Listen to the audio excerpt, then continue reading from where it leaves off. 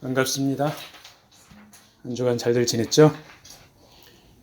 키르기즈스탄에서 온 소식 카톡에 올려놨습니다. 거기 보면은 사진 봤습니까? 쌀도 보이고 식용유도 보이고 러브 기프트 봉다리가 보이죠? 코로나로 고통받는 가정들을 이렇게 방문해서 이렇게 나누어 주는 것을 보면서 역시 우리 크리스찬들의 기본적인 할 일이 이렇게 나누어 주는 것이구나 다시 한번 깨닫습니다. 먹을 것이 절대적으로 필요한 사람들에게 쌀을 나누어 줄 때 자연스럽게 그리스도의 사랑과 복음이 함께 전해지고 생명의 역사가 일어나게 됩니다. 우리들 삶 가운데서도 이렇게 나누어 주고 퍼 주어서 예수님 사랑을 나타내기를 축복합니다. 아멘. 자, 오늘 말씀은 예수님께서 제자들에게 가르침을 베푸는 내용입니다. 자, 예수님께서 12 제자를 선발하고 그들을 사도라 칭하셨습니다. 그리고 이제 제자들을 모아놓고 말씀을 선포하고 있는데 본문의 내용과 비슷한 내용이 마태복음 5장에도 나오죠. 그러니까 여기서 제자들이라고 했는데 좀 광범위하게 봐야 될 것 같습니다. 그래서 12 제자들, 그 다음에 열심히 따르는 다른 제자들, 그 다음에 더 넓게 예수님을 열심히 따라다녔던, 그러니까 일반인들인데 제자들처럼 열심히 따라다녔던 이런 사람들까지 광범위하게 이 제자들을 이렇게 봐야 될 것 같습니다. 자, 이렇게 예수님께서 제자들에게 말씀하시면서 가난한 자가 복이 있다 이렇게 말씀하시죠. 그래서 거기에 모여서 예수님의 말씀을 듣는 사람들이 아마도 가난한 사람들이 많았던 모양입니다. 사실 예수님의 사역이 병들고 가난하고 소위받던 무리들, 그런 사람들에게 집중을 많이 하셨죠. 그래서 그들이 주님을 만나서 치유받고 회복되고 그러니까 더 주님을 따르게 되고 그러면서 이전에 경험하지 못했던 그런 새로운 기쁨과 행복을 누리고 있던 그런 제자들이죠. 자, 주님께서 가난한 자가 복이 있다 이렇게 말씀하시면서 복의 구체적인 내용이 하나님 나라가 가난한 자들의 것이다 이렇게 말씀하셨죠. 자, 그러면 본문의 말씀대로 가난한 자들이 과연 복이 있습니까? 여러분들의 대답은 어떻습니까? 자, 코로나가 전 세계에 창궐하고 있습니다. 가난한 자들이 전염병에 노출되어 있고 식량이 부족하여서 먹을 것이 없어서 고통받고 있습니다. 그들이 복 있는 사람들입니까? 일반적으로 가난한 자들이 복이 있다 이런 말을 하게 되면 실제적으로나 논리적으로 동의하기 어려운 내용입니다.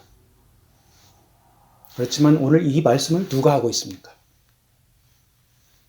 예수님께서 이 말씀을 하고 계십니다. 그것도 가난한 당사자들에게 하고 있습니다. 즉 가난한 사람들이 복이 있다는 이 메시지가 실현되려면 거기에는 반드시 예수라는 분이 함께 있어야 합니다. 예수라는 분이 아닌 일반 사상가나 일반 학자들이 가난한 사람들은 복이 있다 이렇게 말하면 그냥 한 귀로 듣고 한 귀로 흘려버릴 것입니다. 그렇지 않으면 헛소리를 짓거리고 있다, 집어치우라 이렇게 반응할 것입니다. 그런데 예수님께서 이 말씀을 하시니까 그 말씀은 진리의 말씀이 되는 것입니다.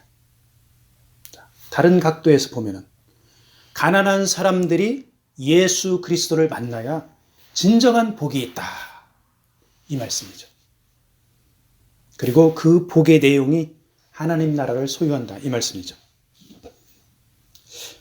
그래서 코로나로 신음하면서 가난하기도 한 고통받고 있는 그런 믿음의 형제 자매들이 주님을 붙들면서 그 고통을 이겨낼 수 있는 것이고 혹시 죽어가는 그런 사람들도 하나님 나라의 소망을 가지고 이 세상을 작별하고 있는 것입니다. 우리는 이렇게 주님 안에서 코로나와 싸우거나 죽어가는 사람들을 보면서 그들이 복이 있다 이렇게 말할 수 있는 것이죠.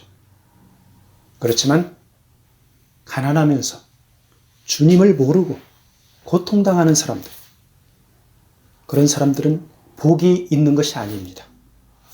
앞으로 주님이 주시는 복이 필요한 사람들입니다. 하나님 나라는 어떤 것입니까? 하나님의 아들 예수 그리스도께서 다스리는 곳이 하나님 나라입니다.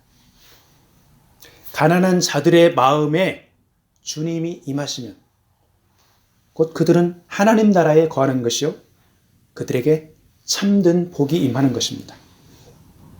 자, 동일하게 우리는 이미 마음에 주님을 모시고 살고 있으므로 하나님 나라 가운데 살고 있습니다.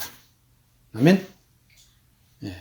그래서 우리는 집도 없고 월세로 살아가면서 가난한 것 같지만 하이티나 짐바브웨의 더 가난한 이웃들에게 주님의 사랑을 나누어 주면서 복된 삶을 살고 있는 것입니다.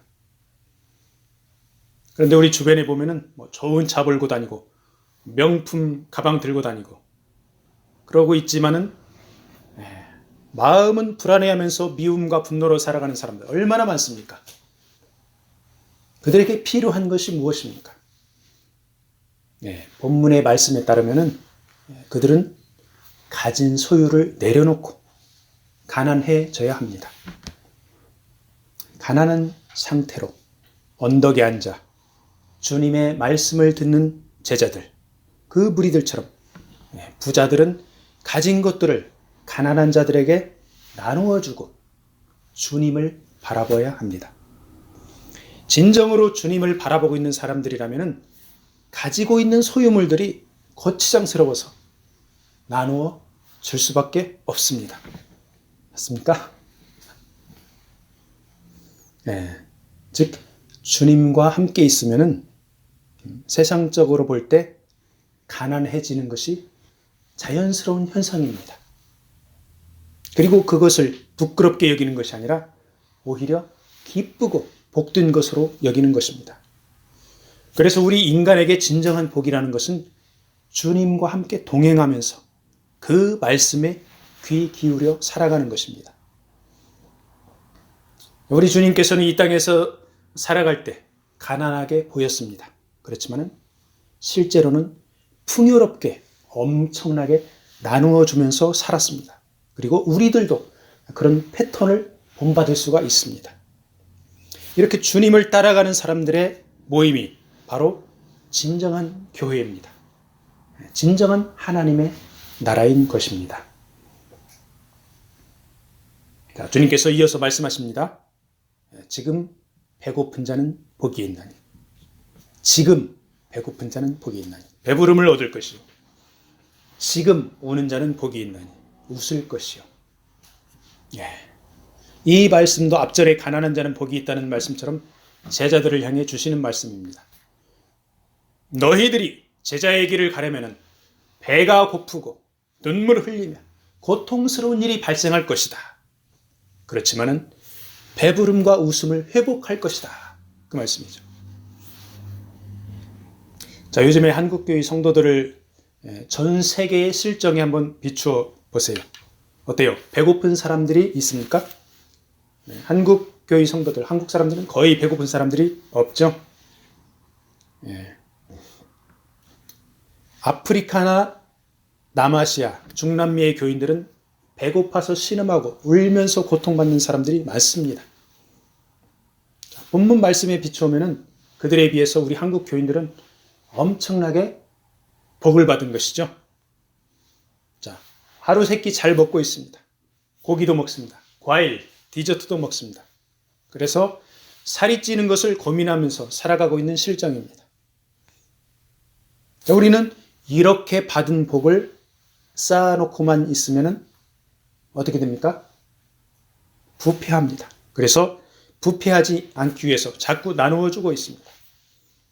배고픔에서 해방된 믿음의 형제 자매들이 이렇게 손을 벌려 나누어 주고 베풀어 주고 그렇게 합니다. 그렇게 할 때 우리는 하나님의 복의 통로가 됩니다. 배고픈 자의 허기를 채워주고 눈물 흘리는 자들의 눈물을 닦아주는 자그만 사명을 감당하게 됩니다. 주님께서 제자들에게 복 있는 사람에 관하여 말씀하면서 핍박받으면 복이 있다 말씀하시죠. 제자의 길을 가다 보면은 다른 사람들에게 미움받고 욕을 먹고 버림을 받을 때가 있는데 그러한 것들이 복되다 하는 말씀이죠. 자, 여기서 본문의 문맥을 읽을 때 주의할 것이 한 가지가 있습니다. 예수님 때문에 핍박받아야 복이 있다 이 말씀입니다. 자, 우리가 이제 살아가면서 내 잘못으로 욕먹을 때가 있죠. 그래서 내 잘못으로 욕먹는 것과 예수님 때문에 핍박받는 것을 혼동하는 경우가 있습니다. 자, 내 잘못과 고집으로 남들한테 손가락질 받는 것을 예수님 때문에 핍박받는다고 착각하지 말라 이 말씀이죠. 우리 자신들 한번 되돌아보기를 원합니다. 지난날들 되돌아보면 어떻게 좀 미움을 받았습니까? 욕을 먹었습니까? 따돌림 당한 적이 있습니까? 만약에 있다면 내 잘못 때문입니까? 내 부족함 때문입니까? 그렇지 않으면 예수님 때문입니까? 내가 잘못한 것이라면 깨끗하게 그 잘못을 인정하고 돌이켜서 그것을 시정하면 됩니다.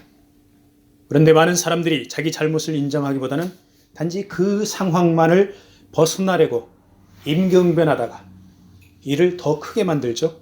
그래서 더 미움받고 욕을 먹는 경우가 허다합니다. 그래서 우리 믿는 자들은 모든 일에 겸손하고 책임감이 있어야 합니다.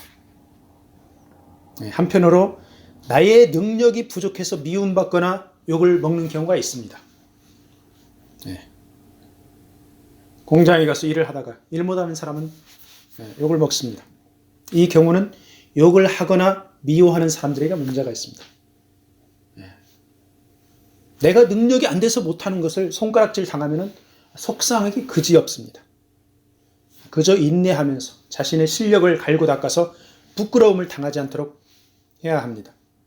이렇게 우리 잘못이나 우리의 부족함 때문에 미움받고 욕먹을 수가 있는데 우리의 상식과 노력으로 그런 상황에서 벗어나야 합니다. 자, 그런데 본문에서 말씀하고 있는 것은 예수님 때문에 예수 이름 전하다가 예수의 제자로 살다가 미움받고 욕먹고 심지어는 악하다는 말도 듣고 따돌림을 당하기도 할 때 복이 있다 이 말씀입니다. 자, 예수님 때문에 핍박받는 것 우리 힘으로 우리 노력으로 해결할 수 없습니다. 그래서 주님께서 해결해 주고 위로를 해 주십니다. 주님께서 직접 개입하셔서 그 핍박을 해결해 주니 그보다 더 기쁜 일이 어디 있는가 그 말씀이죠. 그래서 핍박받으면 기뻐하고 뛰놀라 23절에서 말씀하고 있습니다. 주님을 위해 이 땅에서 핍박받는 일 해결이 안 될 수도 있습니다. 주님을 위해 이 땅에서 핍박을 받을 때 이 땅에서 해결을 받지 못하고 저 영혼의 세계에 가서 해결 받고 주님께 위로받을 때가 있는 것이죠. 자, 이 땅에서 해결이 안 될 때 그럼에도 기뻐하고 뛰놀라 이렇게 말씀하고 있죠. 바로 하늘에서 커다란 상급이 기다리고 있기 때문입니다. 구약시대의 고난과 핍박을 당한 선지자들이 이 땅에서는 비극적인 삶으로 보였지만 하늘의 큰 상급을 받았습니다. 자, 우리가 잘 아는 이사야 선지자 있죠? 19살 때 부름을 받았습니다. 50여 년을 예루살렘에서 신실하게 말씀을 예언하고 선포했습니다. 그때가 히스기야 왕조 때였습니다. 자, 히스기야가 하나님의 말씀을 잘 듣고 이사야 선지자는 하나님의 말씀을 열심히 선포했습니다. 그런데 히스기야가 죽고 나서 아들 므낫세가 왕이 됐죠. 이 므낫세가 아버지를 안 닮고 엄청나게 악독한 왕이 됐습니다. 그래서 탈무드와 다른 기록에 의하면은 히스기야 왕이 죽은 뒤 이 아들 므낫세가 거짓 선지자들의 모략을 받았습니다. 그래가지고 이사야를 톱으로 켜 죽였습니다. 므낫세는 무죄한 자의 피를 많이 흘려서 그 피가 예루살렘에 가득하였고 온 유대에다가 바알과 아세라 우상을 만들었습니다. 하늘의 1월 성신을 섬기겠습니다. 하나님께서는 므낫세의 죄 때문에 유다를 심판하신다. 이렇게 말씀할 정도였습니다. 자, 이렇게 악한 왕 므낫세가 이사야 선지자와 무죄한 자의 피를 많이 흘렸지만 예수님께서는 오늘 뭐라고 말씀하십니까? 기뻐하고 뛰놀라 이렇게 말씀하십니다. 세상 나라 사람들 입장에서 보면은 도저히 이해할 수 없는 상식밖에 말입니다. 하지만 하나님 나라에서는 이 세상이 끝이 아니요 다가오는 영혼의 세계가 있습니다. 이 세상에서 악한 왕에게 순교를 당했지만 믿음을 지켰고 진리의 말씀을 선포하며 하나님의 영광을 나타낸 것입니다. 그래서 다가오는 하나님 나라에서는 그렇게 핍박받은 자를 위한 상급이 준비되었으므로 기쁨으로 소망하라는 말씀입니다. 자, 예수님께서는 이렇게 복이 있는 자에 대한 말씀을 하고 나서 이제 화가 임할 사람에 대해서도 말씀하십니다. 부자들, 배부른 자들, 지금 웃는 자들, 화가 있다고 말씀하십니다. 자, 화 그리고 복은 서로 상반되는 개념입니다. 복이 하나님께서 온 것입니다. 화는 하나님의 임재가 거쳐가는 것입니다. 사람들의 마음이 무디어져서 맛집을 찾아다니고 배부르고 기름진 것을 추구하고 통장에 돈을 쌓아놓고 평안과 편리를 맛보면서 웃고 떠드는 사람들이 많습니다. 오늘 이 본문의 내용을 현대적으로 이렇게 번역해서 이야기한 것입니다. 자, 하나님께서는 그들이 주님께 돌아와서 가난한 자들을 돌아보고 힘없는 자들을 도와주기를 바라고 계십니다. 그들이 돌아오지 않고 계속 배를 불리고 웃고 떠들며 세상적으로 살 때 주의 성령이 탄식하며 떠나십니다. 하나님이 함께 하지 않는 삶이 바로 화가 임한 삶입니다. 주님께서 또 말씀하십니다. 모든 사람에게 칭찬받으면 화가 있을 것이다. 거짓 선지자들이 이렇게 모든 사람에게 칭찬을 받았다. 이 말이죠. 이스라엘의 거짓 선지자들 어떻게 했습니까? 이스라엘 나라가 위기 상황에 있는데도 평안하다, 평안하다 이렇게 평안의 메시지를 선포했습니다. 반대로 참 선지자들은 백성들이 듣기 싫어하는 회개하라, 하나님의 심판이 임한다 이렇게 강력한 메시지를 선포했습니다. 일반 백성들은 평안의 메시지가 듣기 좋습니다. 그래서 거짓 선지자들을 칭찬했습니다. 그 결과는 어떻게 됐습니까? 회개를 하지 않았습니다. 하나님의 심판을 받았습니다. 그러니까 예수님이 지금 제자들에게 하시는 말씀은 너희들이 거짓 선지자들처럼 사람들이 듣기 좋아하는 평안의 메시지만 전하면 심판을 받을 것이다. 이 말씀이죠. 우리들도 주변에서 잘한다고 계속 칭찬만 들으면 혹시 내가 거짓 선지자나 위선자처럼 듣기 좋은 말만 하고 그들의 눈치를 보며 기분을 맞추어주는 사람이 아닌가 자신을 살펴보아야 합니다. 우리 이웃들, 우리가 만나는 사람들, 그들이 듣기 싫어하더라도 회개와 심판의 메시지도 전하고 그들의 눈치를 보지 말고 진리의 길을 걸어가라 그 말씀이죠. 여기에 모인 우리들 예수님을 스승 삼고 작은 제자의 길을 걸어가고 있습니다. 주님의 메시지는 명확합니다. 사람들을 사랑하고 섬기되 그들에게 조종당하지 말라 이 말씀이죠. 사람들에게 칭찬을 받을 때 그들이 원하는 메시지가 아닌 하나님의 말씀을 전하라. 사람들에게 내 잘못 때문에 핍박받지 말고 예수 이름 때문에 핍박받으라. 이 말씀입니다. 오늘 말씀을 마무리하겠습니다. 오늘 말씀은 주님께서 제자들에게 하신 말씀입니다. 제자의 길을 가는 우리가 배고프고 눈물 날 때, 미움받거나 따돌림을 받을 때, 그때가 바로 주님을 전적으로 의지할 때요, 진정한 복된 시간인 것입니다. 제자의 길을 가면서 부요함과 배부름이 가져올 수 있는 화학 가운데 머물러 있지 말고 흩어 나누어 주어 복된 길을 걸어가라는 것입니다. 제자의 길을 걸으면서 사람들이 듣기 좋아하거나 내가 원하는 말보다 주 예수님께서 원하시는 메시지를 전하라는 것입니다.